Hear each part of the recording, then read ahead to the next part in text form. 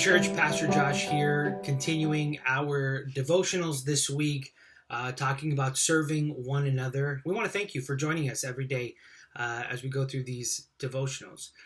Earlier this year, my grandfather passed away. I loved the man, and so it was a weird season for us. And although we were sort of expecting his passing for a few weeks, it also came really, really fast. Anyways.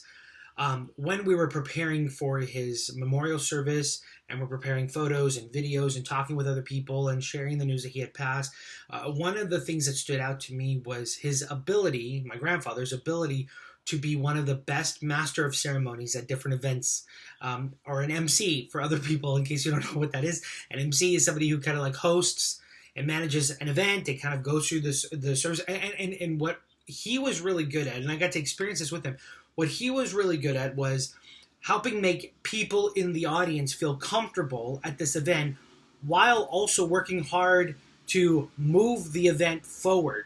And he did this with all kinds of weddings or events at different clubs and stuff like that. He was just really good at just hosting different types of events. There was even one woman I think it was on Facebook, that she commented, "Man, my master of ceremonies is no longer with us," and that kind of stood out to me. Now, why did that make such an impact to me? Because I find that was an ability that he actually passed on to me. I find myself to be a very gifted individual in hosting or emceeing different events. And as somebody who could be in that position, I could easily use that gift to push my own agenda, to push what makes me look good, what makes me feel good. I can just push, kind of elevating myself in such a way where I make myself just look really awesome.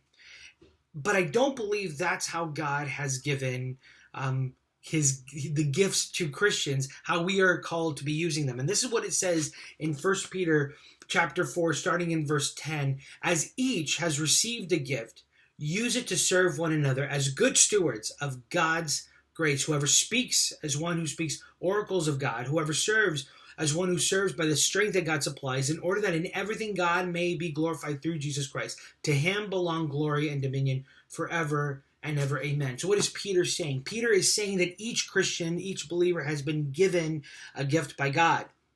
And the responsibility that falls as stewards, as Christians, as believers in God, is not to own this gift to push our own agenda or to push our own whatever we want, but it is so that we use this gift in worship and honoring to God to serve one another. So here's my question for you.